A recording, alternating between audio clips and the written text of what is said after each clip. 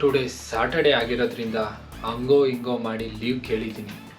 ಈ ಒಂದು ದಿನ ಏನು ಮಾಡೋಣ ಬದನೇಕಾಯಿ ಅರ್ಥ ಆಯ್ತಿಲ್ಲ. ಬಿಲ್ಡಪ್ ನೋಡಿದ್ರೆ IT ಕಂಪ್ನಿಲಿ ಹೋಗೋ ಥರ ಬಿಲ್ಡಪ್ಪು, ಇಂಜಿನಿಯರಿಂಗ್ ಮಾಡಿರೋ ಬಿಲ್ಡಪ್ಪು ನೋಡಿದ್ರೆ ಮಿಂತ್ರ ಡೆಲಿವರಿ ಕೆಲಸ ಮಾಡ್ತಾಯಿದ್ದೀನಿ. ಆದ್ರೂ ಏನು ಕಮ್ಮಿ ಇಲ್ಲ, ಸಂಬಳ ಎಲ್ಲ ಚೆನ್ನಾಗೇ ದುಡಿತೀನಿ. ಬಟ್ ಓದಿದ್ದಕ್ಕೆ ಜಾಬ್ ಇಲ್ಲ ಕರೆಕ್ಟಾಗಿ, ಬ್ಯಾಡ್ ಲಕ್ಕು. ಏನು ಮಾಡೋಣ ಇವತ್ತಿನ ದಿನ? ಮೂವಿಗೆ ಹೋಗೋಣವಾ, ಇಲ್ಲ ರಜಾ ಕೊಟ್ಟೋಣ ಅಂದ್ಬಿಟ್ಟು ರೆಸ್ಟ್ ಮಾಡೋಣವಾ, ಎಂತ ಮಾಡೋದು ಅನ್ನೋದನ್ನ ಥಿಂಕ್ ಮಾಡ್ತಾ ಇದ್ದೀನಿ. ಸೊ ನಾನು ಫೈನಲ್ ಆಗಿ ಏನು ಡಿಸೈಡ್ ಮಾಡಿದೆ ಅಂದರೆ, ಮೂವಿಗೆ ಹೋಗೋದಕ್ಕಿಂತ ಅಥವಾ ರೆಸ್ಟ್ ಮಾಡೋದಕ್ಕಿಂತ ಇಸ್ಕಾನ್ ಟೆಂಪಲ್ಗೆ ಹೋಗೋಣ ಅಂತ ಪ್ಲ್ಯಾನ್ ಮಾಡಿದೆ. ತುಂಬ ದಿನ ಆಯಿತು ಇಸ್ಕಾನ್ ಟೆಂಪಲ್ಗೆ ಹೋಗುತ್ತೆ. ಸ್ವಲ್ಪ ಕೃಷ್ಣನ್ನು ಭೇಟಿ ಮಾಡ್ಕೊಂಬಂದಂಗೆ ಆಗುತ್ತೆ, ರಾಧೆನೂ ನೋಡ್ದಂಗೆ ಆಗುತ್ತೆ, ಮೈಂಡ್ಗೆ ಒಂದು ರಿಲೀಫ್ ಸಿಗುತ್ತೆ, ಮನ್ಸಿಗೊಂದು ನೆಮ್ಮದಿ ಸಿಗುತ್ತೆ ಅಂತ ನಾನು ಡಿಸೈಡ್ ಮಾಡಿದೆ ಇಸ್ಕಾನ್ ಟೆಂಪಲ್ ಹೋಗೋಣ ಅಂತ. ಸೊ ಇವಾಗ ರೆಡಿ ಆಗಿಬಿಟ್ಟು ಹೋಗ್ತಾ ಇರೋದೆ ಇಸ್ಕಾನ್ ಟೆಂಪಲ್ಗೆ. ಬನ್ನಿ ವಿಡಿಯೋನ ಶುರು ಮಾಡ್ತೀವಿ. ಇವಾಗಲೇ ತುಂಬ ದಿನ ಆಯಿತು ಬ್ಲ್ಯಾಕ್ ಆ್ಯಂಡ್ ಬ್ಲ್ಯಾಕ್ ಹಾಕೋಬೇಕು ಅಂತಾಗೆಲ್ಲ ಮರ್ತೋಗ್ತಾ ಇದೆ. ಸೊ ನಾನು ಟುಡೇ ಡಿಸೈಡ್ ಮಾಡಿದೆ ಬ್ಲ್ಯಾಕ್ ಆ್ಯಂಡ್ ಬ್ಲ್ಯಾಕ್ ಹಾಕ್ಕೊಂಡೆ ಹೋಗೋಣ ಔಟ್ಫಿಟ್ ಅಂತ. ಸೊ ಬ್ಲ್ಯಾಕ್ ಪ್ಯಾಂಟ್ ಜೊತೆ ಬ್ಲ್ಯಾಕ್ ಶರ್ಟ್ನ ಹಾಕ್ಕೊಂಡು ನಾನು ರೆಡಿಯಾಗಿ ಹೋಗೋಣ ಅಂತ ಡಿಸೈಡ್ ಮಾಡೇ ಬಿಟ್ಟೆ. ಸೊ ಅದರಿಂದ black and black I like. Black always super ಬಿಡಪ್ಪ. Black always look next level ಅಂತಲೇ ಹೇಳ್ಬೋದು. ವೈಟ್ ಆಗಿದ್ರೆ ತಾನೇ ಹುಡುಗಿರು ಬೀಳೋದು, ಕಪ್ಪಿದ್ರೆ ಎಲ್ಲಿ ಬೀಳ್ತಾರೆ? ಸ್ವಲ್ಪ ಲುಕ್ಕಿಗೆ ತಾನೇ ಹುಡುಗಿರು ಬೀಳೋದು.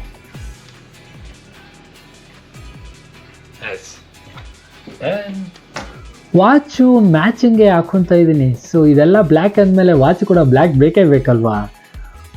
ಬ್ಲ್ಯಾಕ್ ಹಾಕೊಂಡ್ಮೇಲೆ ಕತ್ತಿಗೊಂದು ಚೈನ್ ಬೇಕೇ ಬೇಕಲ್ವಪ್ಪ. ಕತ್ತಿಗೆ ಚೈನ್ ಇಲ್ಲಾಂದರೆ ಕಳೆನೇ ಇರಲ್ಲ. ಅದರಲ್ಲಿ ಅಮ್ಮ ಬೈತಾನೆ ಇರುತ್ತೆ, ಯಾವಾಗಲೂ ಒಂದು ಸ್ವಲ್ಪ ಕತ್ತಲ್ಲಿ ಚೈನ್ ಹಾಕ್ಕೊಂಡು ಓಡಾಡು, ಆವಾಗಲೇ ಒಂದು ಕಳೆ ಬರುತ್ತೆ ಅಂತ. ಚೈನು ಸಹ ಮುಗೀತು, ರಿಂಗ್ ಬೇಕೇ ಬೇಕಾಗುತ್ತೆ. ಏನು ಮಾಡ್ತೀರಾ, ರಿಂಗ್ದು ಒಂದು ಹಿಸ್ಟ್ರಿನೇ ಇದೆ ಅಂತ ನಾನು ನಿಮ್ಗೆ ಹೇಳ್ತೀನಿ. ಅದು ಸಹ ಬ್ಲ್ಯಾಕೇ. ಆ ರಿಂಗ್ನ ಸ್ವಲ್ಪ ಪಕ್ಕಕ್ಕೆ ಇಕ್ಕೋಣ.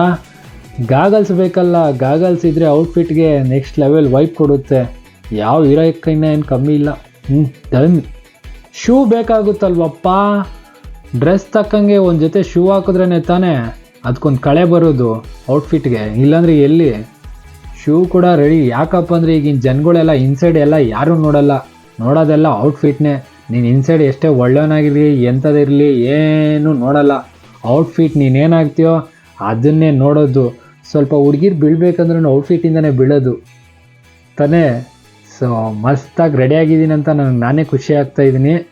ಸೊ ಇವಾಗ ಗಾಡಿ ತಗೊಂಡು, ಅದು ನನ್ನ ಫಸ್ಟ್ ಗಾಡಿ ಡ್ಯೂಕ್ ತಗೊಂಡು ಹೋಗ್ತಾಯಿದ್ರೆ ಹೆಂಗಿರುತ್ತೆ ಹೇಳಿ?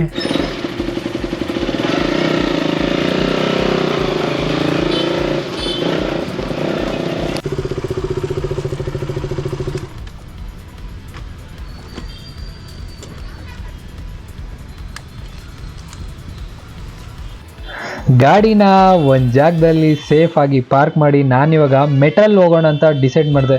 ಮೆಟ್ರೋಯಿಂದ ಯಾಕಪ್ಪ ಹೋಗೋಣ ಅಂತ ಡಿಸೈಡ್ ಮಾಡಿದೆ ಅಂದರೆ, ಸೊ ಇಸ್ಕಾನ್ ಟೆಂಪಲ್ನ ಸ್ವಲ್ಪ ಮೆಟ್ರೋ ವ್ಯೂವಿಂದ ನೋಡೋಣ ಅಂತ, ಅದನ್ನು ಸ್ವಲ್ಪ ಕ್ಯಾಪ್ಚರ್ ಮಾಡೋಣ ಅಂತ ನಾನು ಡಿಸೈಡ್ ಮಾಡಿದೆ.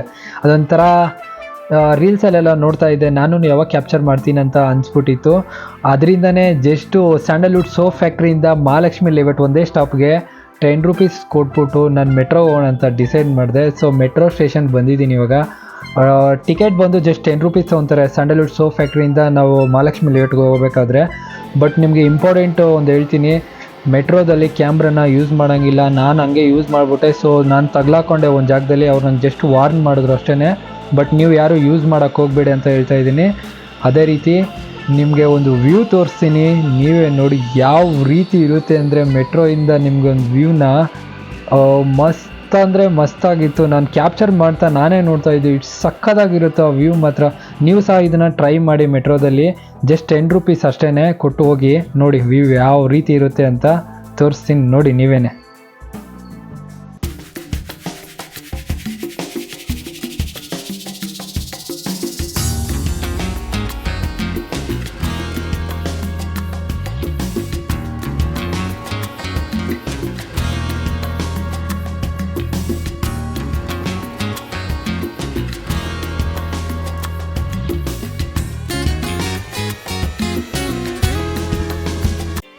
ಟ್ರಾಫಿಕ್ ಏನು ಅಷ್ಟೊಂದೇನು ಇರಲಿಲ್ಲ ಸ್ಯಾಟರ್ಡೆ ಆಗಿರೋದ್ರಿಂದ, ಯಾಕಂದರೆ ತುಂಬ ಜನಕ್ಕೆ ಹಾಲಿಡೇ ಇರುತ್ತಲ್ವಾ ಆಫೀಸ್ಗಳಿಗೆಲ್ಲ, ಅದರಿಂದನೇ ಅಷ್ಟೊಂದು ಏನು ಟ್ರಾಫಿಕ್ ಇರಲಿಲ್ಲ.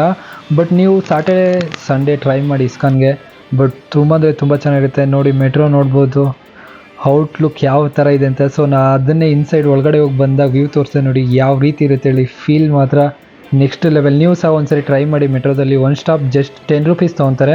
ಅದೊಂಥರ ಹೊಸ ಎಕ್ಸ್ಪೀರಿಯನ್ಸ್ ಥರ ಇರುತ್ತೆ ನಿಮಗೂ. ನೀವು ನೋಡ್ತಾ ಇರ್ಬೋದು ಇಸ್ಕಾನ್ ಟೆಂಪಲ್ ಒಳಗಡೆ ಎಂಟ್ರಿ ಆಗಿದ್ದೀನಿ. ಇಲ್ಲೂ ಸಹ ಕ್ಯಾಮ್ರಾ ಅಲೋಡ್ ಇಲ್ಲ, ಆದರೂ ನಾನು ಕ್ಯಾಪ್ಚರ್ ಮಾಡ್ತಾ ಇದ್ದೀನಿ. ಅವ್ರ ಹತ್ರ ಒಂದು ಸ್ವಲ್ಪ ಪರ್ಮಿಷನ್ ಕೇಳಿದೆ, ಆದರೂ ಕ್ಯಾಮ್ರಾ ಎಲ್ಲ ಅಲೋಡ್ ಇಲ್ಲ ಅಂತ ಹೇಳಿದ್ರು. ಅದರಿಂದ ನಾನು ಅವ್ರಿಗೆ ಗೊತ್ತಿಲ್ದಂಗೆ ಒಂದು ಸ್ವಲ್ಪ ವೀಡಿಯೋನ ಕ್ಯಾಪ್ಚರ್ ಮಾಡಿದ್ದೀನಿ. ನೋಡ್ಕೋಬೋದು ನೀವು ಇಸ್ಕಾನ್ ಯಾವ ರೀತಿ ಇರುತ್ತೆ ಅಂತ.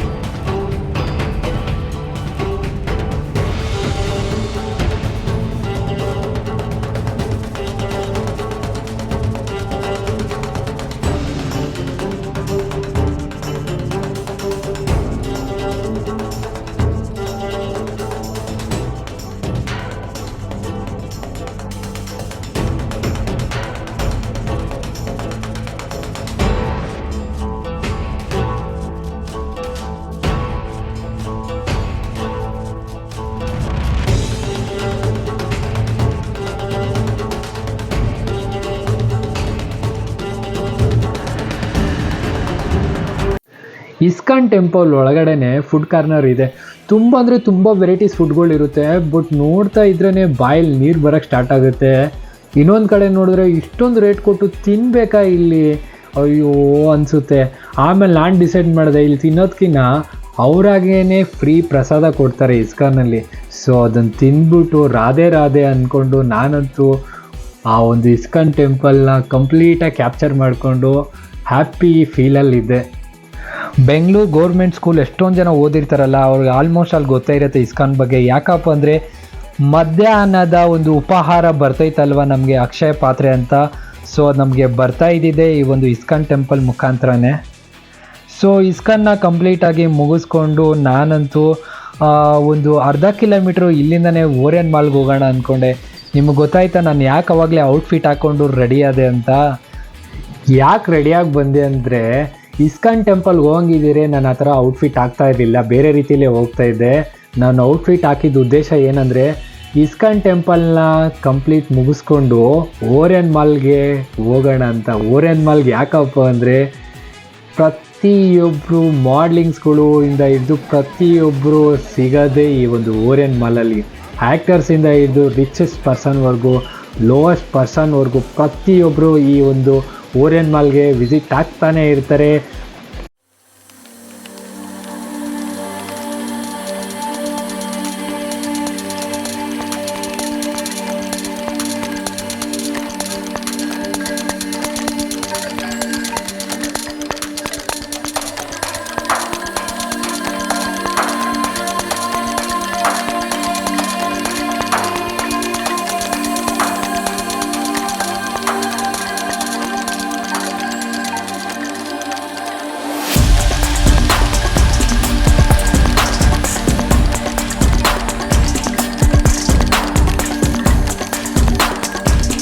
ಈ ಒಂದು ಓರಿಯನ್ ಮಾಲ್ ಒಳಗಡೆ ತುಂಬ ಅಂದರೆ ತುಂಬ ಜನ ಶಾಪಿಂಗ್ ಬರ್ತಾರೆ, ಸ್ವಲ್ಪ ಜನ ಮೂವಿ ನೋಡೋಕ್ಕೆ ಬರ್ತಾರೆ, ಸ್ವಲ್ಪ ಜನ ಕಪಲ್ ಜೊತೆ ಬರ್ತಾರೆ, ಇನ್ನೊಬ್ಬೊಬ್ಬರು ಮನೇಲೇ ಇದ್ಬಿಟ್ಟು ಬೇಜಾರಲ್ಲಿ ಇರ್ತಾರಲ್ಲ ಬೋರಾಗಿ ನಂತರ ಸಿಂಗಲ್ಲು ಅವ್ರುಗಳು ಏನಕ್ಕೆ ಬರ್ತಾರೆ ಅಂದರೆ ತುಂಬ ಮಾಡ್ಲಿಂಗ್ಸ್ಗಳು ಬರ್ತಾರೆ, ಶೋ ಅಪ್ ಮಾಡಿಕೊಂಡು ಸ್ವಲ್ಪ ಜನ ಹುಡುಗಿರು ಬರ್ತಾರೆ, ಅವ್ರನ್ನ ನೋಡ್ಬಿಟ್ಟು ಕಣ್ಣ ತಂಪು ಮಾಡ್ಕೊತಾರೆ. ನಮ್ಮಂಥ ಒಂದು ಸಿಂಗಲ್ ಬಾಯ್ಸ್ಗಳಾಗಿರ್ಬೋದು, ಅದಕ್ಕಂತಲೇ ಜಾಸ್ತಿ ವಿಸಿಟ್ ಆಗ್ತಾರೆ ಈ ಒಂದು ಓರಿಯನ್ ಮಾಲ್ಗೆ.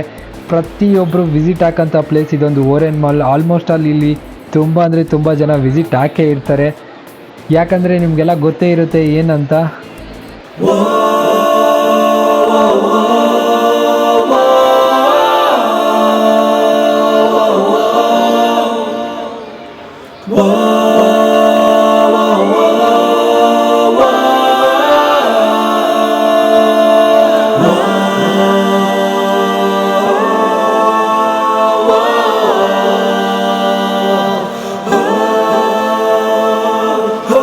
ನಾನಂತೂ ಓರಿಯನ್ ಮಾಲಲ್ಲಿ ಕಣ್ ತಂಪು ಮಾಡ್ಕೊಂಡು ನಾನು ಇವಾಗ ಬಂದಿದ್ದೀನಿ ದಿ ರಾಮೇಶ್ವರಂ ಕೆಫೆ.